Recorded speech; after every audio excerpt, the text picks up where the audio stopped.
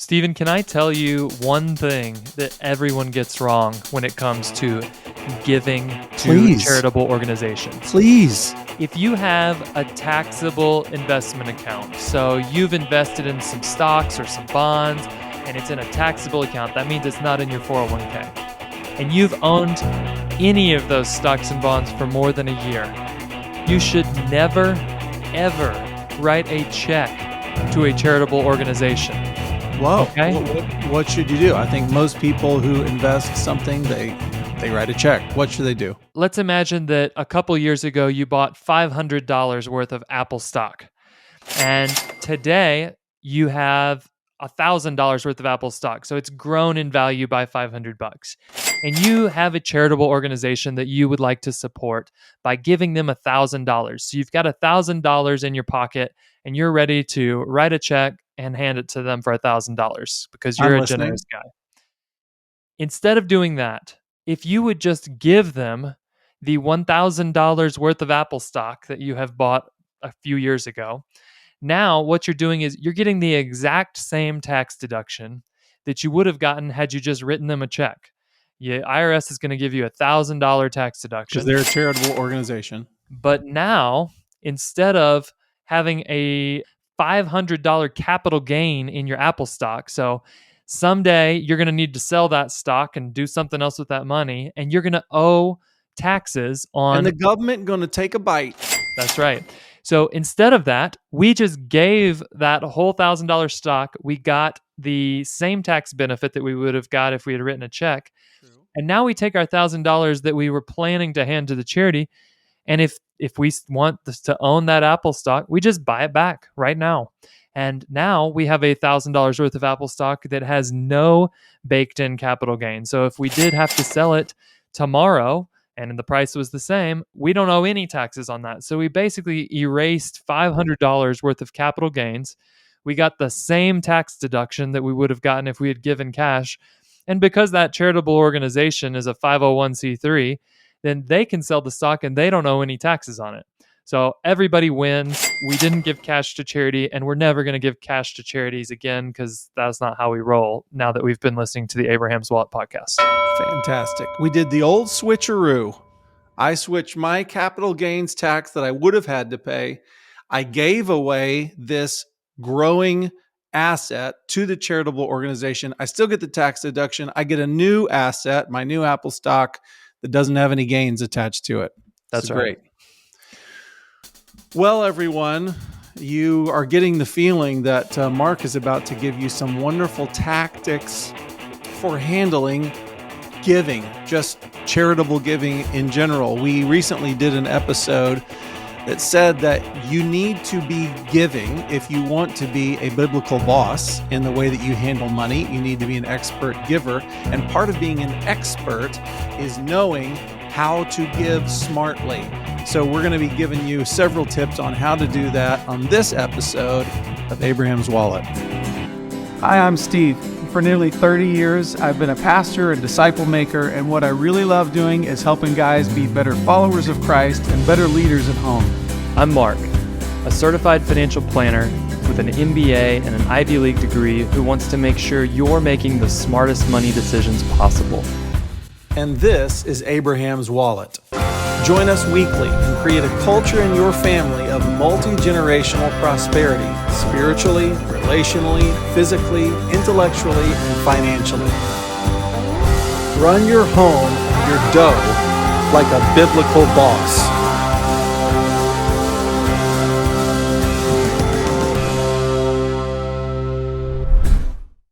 I love that first tip. What else have you got to tell us about how to give shrewdly with the landscape that we're in right now of technical decisions to be made?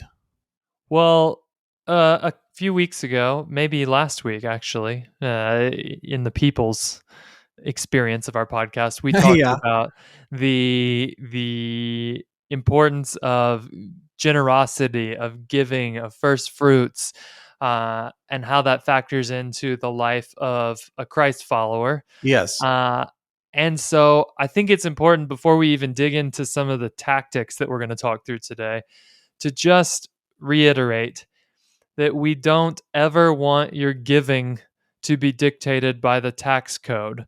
And I, as much as that sounds straightforward and obvious, it's pretty easy to you sit down with your CPA at the year end and they go, "Well, have you done any giving this year?" And, "Oh, if you had, we would have saved all this money." And you think, "Well, I'm just going to give now to 501c3 charitable organizations." And um, I don't think that that is how we're called to behave, is to say, US government, you get to determine where I might consider to distribute the king's resources that he has put under my control. Good point. Um, and so I just think it's important as we start talking about this stuff, um, please do not allow the tax code to determine where it is that you're going to consider giving. And that means if the Lord is moving you to be generous to an individual, if you're sitting in the back of an Uber and your driver tells you about a need and you hear the Holy Spirit say,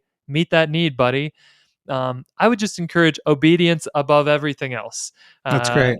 I don't mind if you make some mistakes on optimizing the tax efficiency of your giving, if you're being obedient and doing your best to be obedient to the King. So, wanted to get that out of the way That's good. before we even dig into tactics. Yeah. So, So we went through a whole list of things that we should be giving to in the previous episode. And while you're going to be telling us that there are ways to maximize laws that exist and there's structures that can maximize your giving, that the laws themselves shouldn't be dictating what you do, we should actually go back to that previous episode and consider things like, what's my spiritual community? Who's my family? What are the things on God's heart? And if there's room there to make the most of some opportunities, great. But I love what you're saying, which is let's let God dictate where we give and let's just be shrewd in the way that we do it. yeah. So this week we were sitting around, and it's the month in which Sukkot starts, and you know that we enjoy building a sukkah and participating in the holiday of Sukkot. And I Yes. was reading Deuteronomy 14 to my kids and telling them, I don't know why, but I've never done this in the past. The tithe that is described there is a whole tithe, and I know you talked about this, that is the requirement is that it be spent on rich foods. I think it says Yes. sheep, oxen, and strong Strong alcoholic drink. beverage. That's true. Depending on the translation, they're not talking about coffee. They're talking No, about they're not. They're not. moonshine, if you will. Um, Corn mash. yeah, and Yes. and I told the kids, I said, we are going to take a family trip to Costco. I stole this from Jeremy Pryor, but anything you see that is food, I said no big screen TVs, but Yeah. anything you see that delights your eyes, you will be allowed to put it in the cart. Wow, that is so fun. And so the question arises, that's one place where we actually feel like that's a part of the biblical tithing that is described as money given to the family for the purpose of spiritual It's instruction true. and teaching. It's there. That's one example of some giving activity. It's a little bit unique, but another one is there's a woman in our community who got very sick and did not have adequate insurance to cover some care she needed, and we said, well, we have money, and other people in our community had money, and we can collectively meet this need. So those are two places where I saw a need, and in neither case was there tax benefits for me. And so, in the one case, Sukkot celebration as a family, I'm just going to say there will be no tax benefits for the Parretts as we do this Costco extravaganza. Sure. Anything I could come up with to make that more tax efficient, my guess is it would be outright tax fraud and not We worth don't recommend that. right. However, in the other case, the first kind of tip I have is, again, don't let your giving be dictated by the tax code, but do exploit the tax code where it allows you to do so. That's right. So instead of just writing this lady a check to cover her medical expenses, we were able to get in touch with her local church, and the elders at that church said, well, we would love to cover this. Would you guys, the friends of this person, would you like to just give us the money? We will write you a receipt for a tax deductible gift to our church. And one of the things our church is in the business of doing as a church is benevolence, and we will pass all of that money straight along to the intended recipient. To me, that felt like a great deal. Let's give the same amount we were going to give anyways. There's no Yes. penalty. And now we get a big tax break for doing so. So that's my first tip, is that when there is opportunity to give in a way that takes advantage of the government's sort of willingness to give you breaks on some types of giving, then do it. Yeah. Take advantage of that. And you can even be creative. Again, I'm not in any way encouraging you to say, well, let's start running our grocery budget through the local church. But when there's legitimate giving to be done, and maybe there's an organization that would be willing to partner with you and say, well, we normally distribute money across a variety of people, but here's a need that sounds like it kind of fits our vision. Yeah, we would be willing to kind of serve as a clearinghouse for that gift. That can be very beneficial to folks who are making larger gifts that might not normally be tax deductible. Yep. Great. Okay. So we've talked about giving appreciated assets. We've talked about using the tax code where you can. What about if you want to do the appreciated assets thing, and you are talking to a tiny little charitable organization that maybe they go, well, we don't even have a clue how we would accept shares of Apple stock, to go back to the example. Yeah. Um, there is a way to deal with that. Way number one is you can just tell them, do you know it takes about 10 minutes to set up a brokerage account? And then all you have to do is provide me the account number, and I can transfer whatever I want into your account. You've done this, Steve. You did this for Abraham's Wallet. You set up a brokerage account Yes, sir. and accepted gifts of appreciated assets from a variety of people. Yeah, I mean, there might be people out there, Mark, and they're crying because they have appreciated assets, and they're like, "What am I supposed to do with this? How can I give this to any sort of organization? Nobody knows how to accept them." And then I would say, we know how to accept them, and we out of the goodness of our hearts, we could accept those appreciated assets to help you with your charitable giving. We have the ability to do that. Yeah, and I know that this might be the shocking revel. You might even want to cut this and put it at the beginning of the Because episode as it's like too crazy. the teaser. But most people probably, they hear the production quality, they see the video, they even see the way that we dress, and the fact that we've clearly been professionally styled, and they think, I bet that's a humongous organization that's Yeah. behind Steve and Mark. But Right, the right. truth of the matter is, Abraham's What? Wallet, in the realm of 501c3 organizations, we're not very big. Oh, So um, that's a shocker.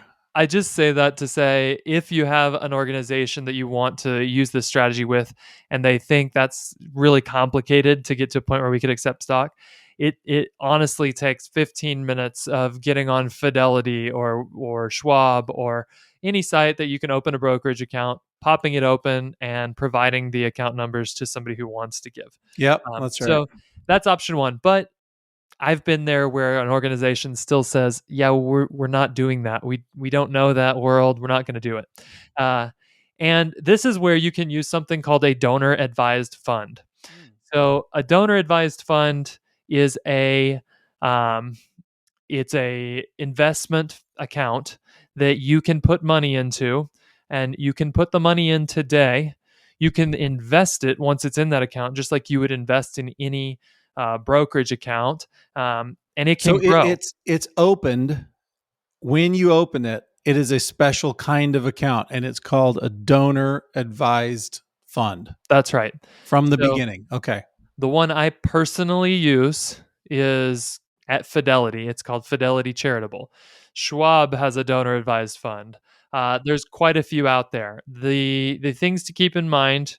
Well, before we get there, what you might do with a donor advised fund is you can put money in. Let's say that you want to give $5,000 for tax reasons this year, and you're not quite sure where you want it to go yet. Well, you could put in $5,000 this year, and it could sit in your donor advised fund in cash, or you could invest it in whatever you wanted to and let it grow or shrink over time. But you're getting the tax benefit of that charitable gift when you put the money in. And you might put in $5,000 today and you invest in the greatest stock idea you've ever had, and it's $150,000 in 2 years. Well, you get to tell the donor advised fund, here's where I want you to send checks whenever you want to. And as long as it's a charitable organization, 501c3 or church, they will send those checks out. And it could be in as small or as large of amount as you want, up to whatever you have in that account. The kicker is you get the tax break when you put the money in. So you're not getting a tax benefit of $150,000. You're getting a tax benefit of the initial $5,000 you put in. Okay. There's a few ways to use these. One is you just, like I said, you want to do appreciated asset giving, and you want to send out money to organizations that don't have the desire or the capacity to take gifts of stock. Well, you can just gift that stock into a donor advised fund and then tell your donor advised fund, here is the organization I want you to send a check to. That's one option. Another option, and a way that I see people using these things, is they use something called a bunching strategy, which Oh, we have talked about bunching. we have. It's something that I feel like we should do our bunching episodes like in Houston in July when we're there in the summertime, because there's a lot of bunching that happens in a humid environment in midsummer. Um, Bunching in your underwear? that's the joke I'm making right now. Okay. But Got um, it. yeah, when it comes to bunching and charitable giving, the idea is most people, the standard deduction that you get on your taxes is large. And back in the olden days, you didn't get that big of a standard deduction, so a lot more people itemized their taxes. But today, the standard deduction for a couple is $27,700. So a lot of families, they might be way under that. They might, when they combine the things that you get to deduct, like your real estate taxes and your charitable giving, maybe they come out to $10,000 for a year. For those people, bunching is not for you. You should just take the standard deduction. There's other people who are making tons of money, they're very generous, whatever reason, their itemized deduction is $50,000 a year. Yeah. Those people also should not consider bunching. But I said the standard deduction is 27,700 right now. What if your itemized deductions total up to $30,000? Well, in that case, you're just barely getting a bigger benefit from itemizing your deductions than you get from The standard the deduction. standard. So instead of that, you might consider, can I bunch my itemized deductions that normally would happen over 2 years into one? And here's how you might do that. Let's say that you live in Texas. Texas allows you to pay real estate taxes for 2 years inside of one calendar year. You can pay, let's say next year, you can pay your 2024 real estate taxes in January of 2024, and it won't be late. And you can pay your 2025 real estate taxes in December of 2024. Now you've paid 2 years in 1 year, and you can deduct both of those in that year. Wow. Then you might say, well, I want to just do all my charitable giving for a 2 year period in one chunk. And so maybe you stopped your regular monthly, let's just assume for simplicity, you were giving to your local church every month. You might have stopped that and said, I'm going to accumulate, and then I'm going to give in one chunk all at the same time. You can do that by just giving a gift in 1 year for, say, this is 2 years worth of my giving.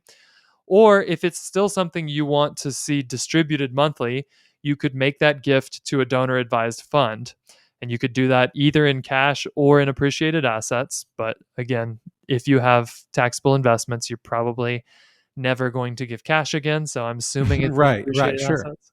Um, and now we've done all of our giving and all of our real estate tax for 2 years in 1 year. And if my previous itemized deduction was 30,000, maybe I was able to bunch and get that up to 55,000 in that year. So this year I'm taking 55,000. Next year I'm taking the standard Standard. deduction, roughly $30,000. So I'm at $85,000 of deduction for 2 years versus if I did my 30 and 30, I'm at 60. So I've deducted an extra $25,000, which Nice. ends up being a substantial amount of tax that I did not pay. So that's another use for the donor advised fund, which is I want to get the tax benefit for some giving now, even though I might want to distribute that money later. Completely legal. It's just a smart way to do it. Yeah, you could have just said, "Hey, Mark, do you really want to share this? Because I don't know, is this legal?" Want to share this? uh, Well, because it sounds like, now hold on, how am I getting $85,000 worth of deductions when I'm only giving $60,000? But it's just one of the mechanics of the tax code, that's which right. you should always exploit the tax code. Just do the very best you can to pay the minimum amount of taxes and get the full benefits of everything that you're doing, whether it's, well, deducting your gas for your small business or whatever, your travel. You take a networking person out to lunch and you deduct it. You should always do everything in your power to get that tax dollar as low as you can. It's part of oversight to simply know where all my dollars are going, and I want as few of them to leave me as possible. It's part of that responsibility. So that's a great strategy. I think it really jives with the way that our family has come to think about our generosity dollars, which is we don't do a whole lot of recurring monthly deduction type giving where money just regularly hits. I think we sponsor a few children through the kind of compassion style programs. But other than that, we really don't do a ton of autopilot giving. And so, what we have come to do is accumulate a generosity fund so that each month in my budgeting process, there's money that sort of builds up into that account.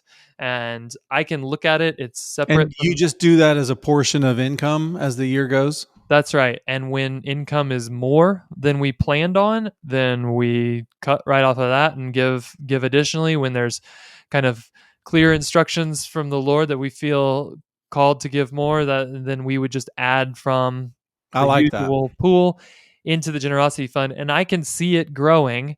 And that does a few things. In general, I think it trains us to be on the hunt for That's right. distribution opportunities. And I know you've talked about this, Stephen, that you like to give away cash and you have some cash that's just earmarked for giving. And having that in your pocket, it puts your antennas up for It giving, right? does. You just go, well, I have to give this away. It's not an option for me to spend this on a new pair of sneakers. Yep. So it's just I'm looking for those chances. I feel like the generosity fund that we accumulate over time is the same way. I don't Yes. feel that I don't feel like I have to give it to a charitable organization. If there's something else that we see that needs giving that's not a charitable organization, no problem. We've got that fund. But B, it also just trains us to build up resources that are kind of the family's generosity pot. And that to me is how we like to think about um, donor advised funds for families that are kind of in the last stage of how they might use these. So remember, step one is just this is a clearinghouse for me to give appreciated assets to smaller organizations. Step two, maybe I actually want to make a bigger gift and have that distributed out over time. Now I'm stewarding a little pool of wealth that is earmarked for giving. And when I make investment decisions there, I have to decide, do I want to take a lot of risk and try to grow this, or but it might shrink, and how would I feel? Do I want to keep it in cash? So there's decisions to be made there. But then there's also families that we work with who use a donor advised fund to be a multi-generational resource for the family. And I think it's a training tool, and it's kind of a low barrier to entry way for families to start thinking about a portion of their wealth, at least, as a multi generational asset that's going to be stewarded and distributed by not just me and my wife, but we want this fund maybe to have $1 million in it by the time our kids are adults our age. And we want them to think about how are we going to grow it and how are we going to wisely distribute it. And also be open to the possibility that the Lord could say, "Hey, I've been building it up for this day, and it's time to clean it out." So that's kind of the last way we see people using donor advised funds is they accumulate larger piles of wealth over time, and it becomes an asset that, unlike most account types where if you try to pass it down more than one generation, you're going to get nailed with something called a generation skipping tax. The donor advised fund can be continually kind of stewarded by really a long line of people, and it makes a pretty cool, you know, macro version of the generosity fund that I'm describing that we do at just a small level on our monthly budget. Um, it can become something that's super powerful. So that's the last way that I see a donor advised fund being used. So I don't know. Any of those interesting to you as you think Yeah, about? yeah. So I'm hearing that it can basically be used as a legacy container, and you can think of it as I always think of the Bill Gates Foundation, which funds a whole bunch of stuff that he believes in. Okay, well, I think of the Steve Manuel Foundation, and I want there to be a family vision, and I want that, as we've talked about many times, I want that my money to go out into the world and find things that are in line with our vision and light them on fire, and just light them on fire makes sounds like I want to destroy them. I mean superpower them. That's what I mean. And so it sounds like this donor advised fund has the ability to do that. So because it can keep growing. Now, my question is, the donor advised fund, is it called that because the only people that can spend that are the custodian? What if I try to spend donor advised money on a new car for me? What happens? Yeah, so this is the interesting thing about how these suckers work. You're not the one that owns the account. That's why they call it a donor advised fund, because what you get to do as the steward on the account is you can make a recommendation. Hey, Fidelity Charitable, I recommend that you give a chunk of my donor advised fund that I established to this organization. Uh, are they obligated to do it? The answer is no, they're not. If they ever said no to a valid charitable Charity. Yeah. donation, they would probably lose all their customers in short order. Uh So huh. I've never heard of a donor advised fund that's to a valid recommendation has said no. So that's not really something we worry about. But in order for it to be not in your hands, you've already gotten the tax benefit. Gotcha. It's not your money. So I this is see. this is different than if you had a family trust. And the Yeah. reason that we even bring it up on this podcast is because what you just said, the Bill Gates Foundation, like private family foundations and really complex trust structures, these are things that families with hundreds of millions of dollars have been doing for a long time. Right. But the barrier to entry is very high. Right. Some of those trusts costs $1 million plus per year in legal fees just to keep them going. There's a lower bar of like creating specific entities to perpetuate family wealth that maybe costs the low fee of $100,000 a year. But this is something that you don't have to have $1 million to stick into a fund. You could potentially start a donor advised fund for your family with $5,000. You could do it with Right. $10 if you wanted to. The one thing I will say that people should keep in mind is that these do have fees attached to them, and so it may not be the place you want to start growing wealth if you're kind of thinking multi generationally. That's where that's where it really makes sense to talk to a financial advisor or a tax planner and say, here's my vision. I want to start a generosity fund for our family.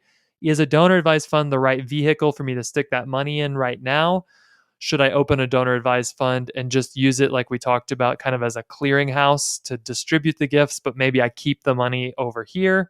Um, and that's something that's going to be different for every family. It depends on your tax situation. And, 1% annual fee on the account might absolutely be worth it to you, depending on your situation. Or it might be wise to say, don't put the money in there and pay that fee because you can grow it faster outside and you're not really getting the same tax benefit that somebody maybe in a much higher tax bracket would get.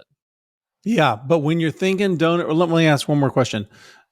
Do anybody use donor advised funds? They put in X amount of dollars and every single year they empty it out. They use all the money they put into it. Sure. And honestly, until this year, that's how our family ran our donor advised fund. Is Uh-huh. I never let money sit in there for more than a day. Uh-huh. I would simply use it to transfer appreciated assets from my brokerage account to my donor advised fund, and then immediately make a stock grant Gotcha. make a grant request from the donor advised fund to fund a charitable organization. Gotcha. It's Um, helpful to know that you're technically giving the money to the investment funds, charitable, whoever that runs that fund. You're actually giving it to them, and then it's helpful to know you are advising them. I think we ought to give this to the United Way or Salvation Army or whatever, but it's not your money anymore. That's helpful to know. that's right. All right, is that your last tip? Yeah, so that's the last kind of tax tip I have on giving. There's I mean, it's rather remarkable that we live in a country, as many jacked up issues as we have these days. We live in a country that has said we're going to reward you It's for true. generosity. And I think Well, we don't take it for granted as like this is going to be the no, case forever, and we won't be people who say, well, if they ever stopped giving me a tax break, I'd have to stop giving. true. No. However, as long as it's here, what a blessing, right? Yeah, it's one of those vestiges of the godly heritage of this Judeo-Christian country that was established, and so there's things like the protection for churches, like the way a lot of schools and universities were established, like your Princeton University, which has certainly changed over the years, but it was a very, very godly disciple making place in its inception. And we see that those vestiges even in our tax code. And so we should take advantage of them while they're there. Well, I'm reminded, I said this in the first episode, but I'm reminded of Proverbs 21:26, which says, some people are always greedy for more, but the godly love to give. And so, as people who love to give, we simply want to do it smartly. And so, I appreciate all of those insights and instructions from you, Mark. Now, let's move. Let's change. Let's pivot, shall we? Are we going to banter a little? Well, yeah. Let's spend a little time bantering. Okay. I would like to throw a couple of things by you. I know you've got some things to throw by me. Okay. I'll start with saying, I just want to give the people an update because I'm so buoyed. I like to use that word. I'm buoyed by this little piece of information. Remember Shane? Yeah, pickleball Shane. Yeah, pickleball Shane. He's half the man he used to be, I've heard. Yes. And in some ways, he's even more of the man he used to be. Well, listen to this, sports fans. Since we had our episode, I'll put a link to his episode right here if you're watching YouTube. But since we filmed the episode of Shane, he continues to lose. So he has now passed me. He is lighter than me today. And he has lost 26 pounds since we filmed. And he has now lost 114 pounds. Incredible. And he came to Cincinnati last weekend to enter a pickleball tournament with me, the largest pickleball tournament that happens in Cincinnati. I don't mean to cause you chagrin, because I know that you're not, I've leaping I've in pickled. joy at the mention of pickleball Hang tournaments. on. But I've pickled twice in the past month on my own whoa, volition. So this is a real change. Something, the Lord is up to something. my children Anyhow, enjoy it. So there that's we go. great. Well, I want to tell you and the people that Shane and I came home with gold medals from the tournament. We won it in our age division. And that was a way for me to give a Shane update and also squeeze in a little humble brag celebration. So there you go. It's okay. I think last time we did an episode, I somehow managed to talk about the farthest I'd ever hit a golf ball. So That's true. Okay. What's up with you? well, as soon as we finish this recording conversation, I'm on my way to a joint birthday celebration me and my brother-in-law have put together for 8 of our buddies. We're going up to Eden, which is about an hour from here, where we have our vacation property that we Yes. discussed in a The recent much episode. discussed vacation property in Eden, Utah. That's right. And we Also your bug out location. I have never played more than 18 holes of golf in a day, and we are going to play 3 rounds of golf in 2 days. Um, and I'm very excited about this tournament because I have put together. My friends razzed me, as you can imagine, to no end, because the email of instructions for this golf weekend was about 16 pages long. Oh Um, my. and each round is a different set of goofy golf related. It's designed for guys are coming who have played golf once in their life, and guys are coming who have played on a professional tour. So we're going Who to masterminded these rules? me, of course. Oh, you. Uh, Okay. And are these 3 different courses? 2 rounds on the same course, 1 round on another, but Okay. um, it took a lot of work to come up with a system that would make it equally possible for anyone to win. I like it. And I'm looking forward to it, but I'm also excited about the prizes. I have prizes for each place. Wow. Why don't you So give us some of your interesting rules, how you could have a golf game where a bad golfer might win? sure. Well, the first round is really there to establish the pecking order. Okay, So to produce a kind of a handicap system. right. So I kind of know how good everyone is, and I have said, okay, if you're in this zone, you're playing straight up. If you're here, you get a few strokes. If you're down here, you get a whole lot of strokes. Awesome. And people will play that round, and at the end, we'll not only have a score with all my handicap, but we'll also know what did they actually score. So somebody's going to have a 140, and somebody's going to have a 70, and it'll help us make sure that we're well ordered. And I from like there it. on, everything else that happens from there on happens in teams. I like it. Um, so you'll be playing. You might be the best player, but you're paired up with the worst player. And one of the holes, you have a team of 4, and the score you write on your card is the cumulative score of all 4 of you playing that hole. Sure. So we're going to have some 30s written down. Sure.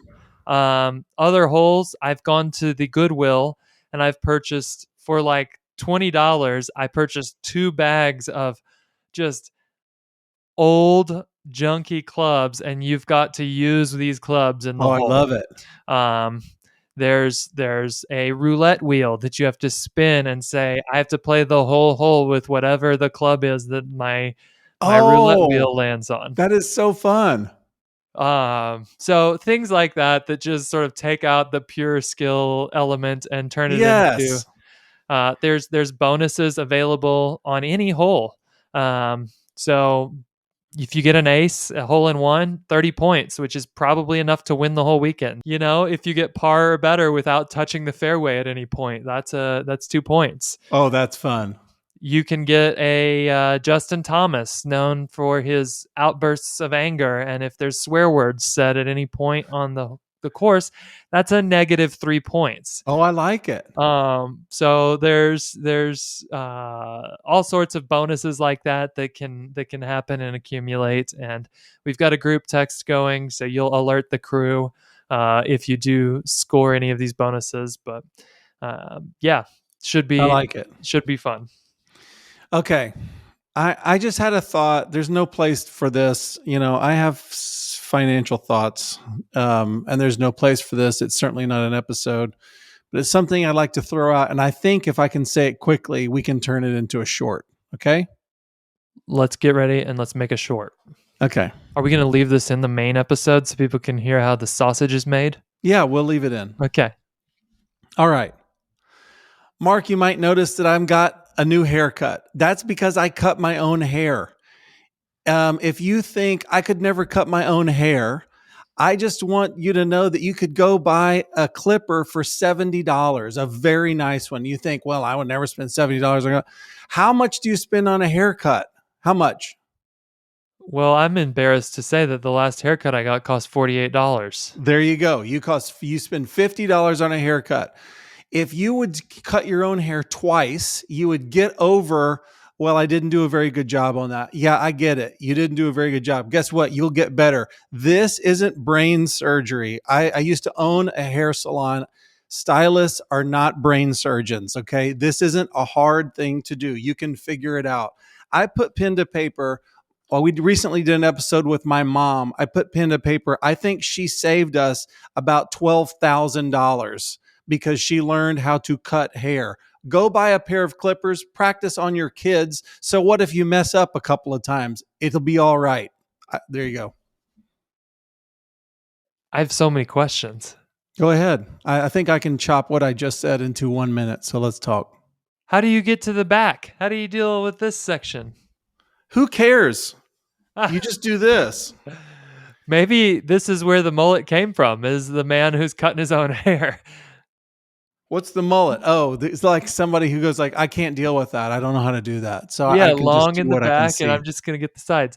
Yeah, maybe. That's an interesting thought. I used to, for the first 10 years of my marriage, my wife was my barber, and it was always a tense time where there was at least one disagreement that was guaranteed to happen. We came up with a system that eventually worked, but as soon as we had free cash flow, she said, I'm out on that. So that's a consideration. The other thing I'll say is I endorse what you're saying. And I also took the next logical step in my home, which was I spent $270 on some very fancy clippers that can handle golden doodle fur. And Oh, I thought, I don't want to spend $100 to groom a dog. sure. So I'll do this one time forever. Yep. And that didn't go well. I razor burned my sweet dog, and there was veterinary bills involved. There was shame on all parts, including the Oh dog. my goodness. She was ashamed of herself for a good 2 months because Oh of how my. she looked. My wife didn't take the dog out in public for a long time, and so once in a while, this strategy, it can backfire. And so before you go shaving your sons and thinking you're gonna do great, just be aware of the risks. That's all I'm saying. There's a lot of distance between buy a pair of clippers and you'll do okay, and what you termed shaving your sons. There's a lot of distance there. See, I got cute with it. I thought this will be fun. I made I mean, it's a doodle. Like everybody has a doodle, right? So I thought let's play up the poodle a little, and I made a ball on the end of the tail. Right. And I shaved the rest of the tail real close. Turns out it looks fine when you're doing it, but then it kind of was too close and oozy and scabby, and I just felt terrible because I actually like this dog.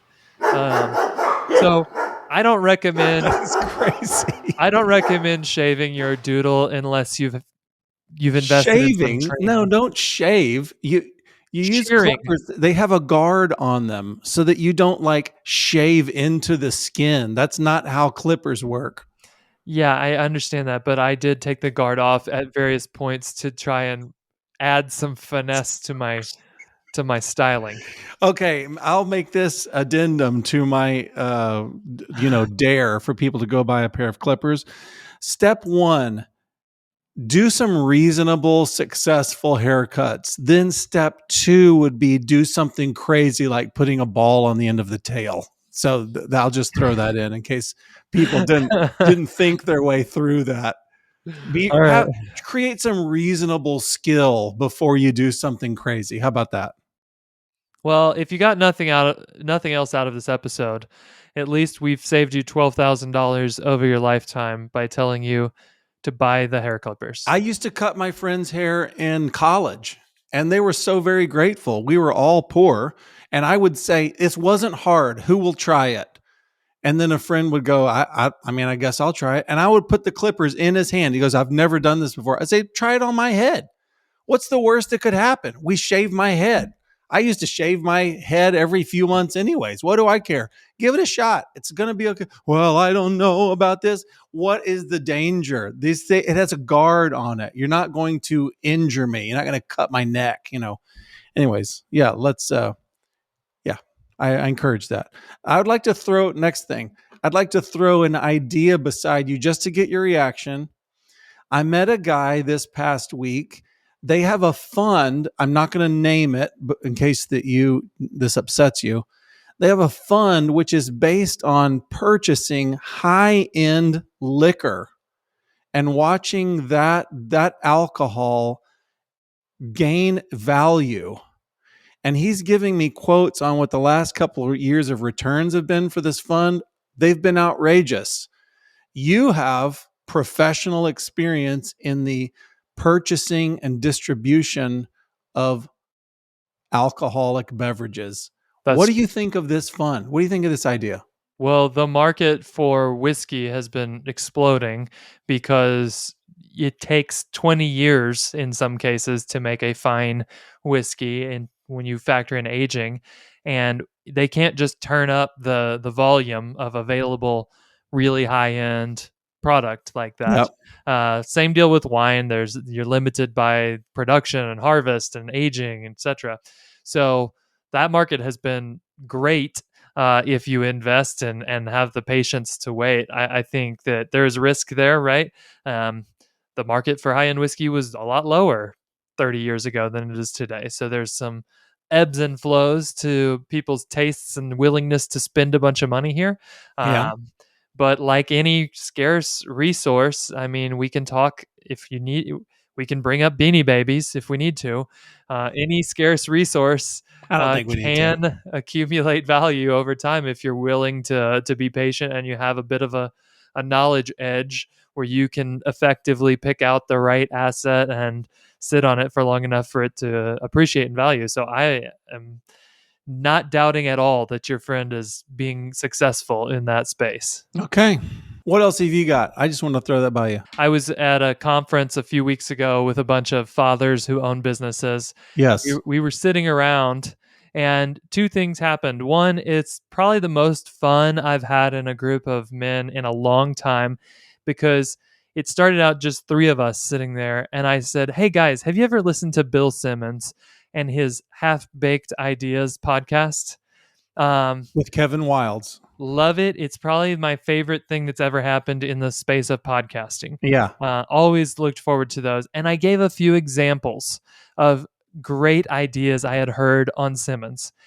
And then one by one, other guys started sitting down until by the end of this conversation, we had a 20 dude circle of guys talking about half baked ideas. You thought there's heat behind this. There's excitement. And as people sat down, every time a new guy sat down, we'd have to kind of reshare. Well, this is what we mean when we say half-baked ideas. And I often used the Simmons examples because they're great. But most of what we were doing is coming up with our own new ones.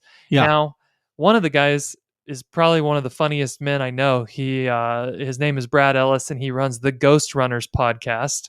And he was present for the second half of this conversation, but not the first half where I said these were Simmons ideas.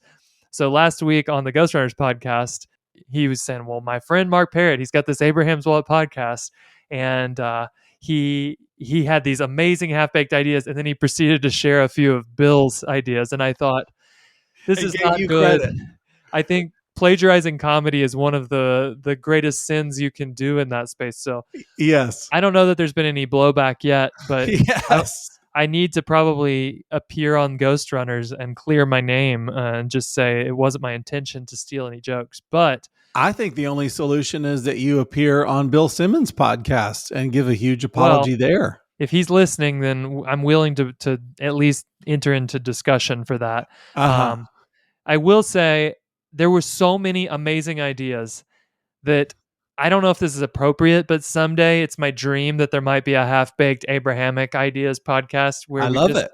we can get a few of these fellas on. It might be 6 people on the podcast. We might have to use the little hand raise Oh, that would be tool, so fun. but there was some. I mean, let me just give you a taste. This one came from. Give us a taste. This one came from, I believe, Chad Masters. Chad and Tori have their own media empire, and you can find them if you just look on YouTube. Chad Masters. He said it's Airbnb, but instead of renting other people's spaces, you rent their lives for a day. So you want to be a fireman for a day? We have that. You know, this guy is renting out his life. You want to be, maybe there's super premium experiences. Like, do you want to be the drummer from Metallica for today? Well, yeah, we can make that happen. I mean, it's $400,000, but we can make that happen. I think there's all sorts of. Maybe I would just slum it, and I'd be like, I've always been curious what it would be like to collect the garbage today. That might be interesting. I'd like to drive that big truck. Maybe I have have many times wondered about that experience. whatever it is. I would use this tool. Like, do you want to do? Could you be in the Army for a day? Yeah, I think you could. I mean, what else could you do? There's all sorts of things. You could be a chef for a day. Yeah. I would like to be a college professor for a day just to see how that goes. Now, it would be a horrible experience for the students. That's why it's a Half-Baked Ideas podcast, because there are some externalities here that if you happen to have a house fire on the day that Mark Parrett is captaining your local fire station, you have issues. Like, that's not a good day to have a house fire.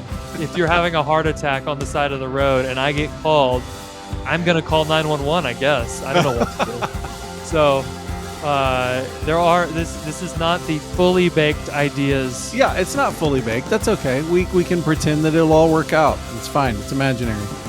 Hey, if you liked this content, be sure to like it and subscribe and share it with somebody. And remember, no matter how you're doing in leading your family, God's love for you is huge and His grace is great.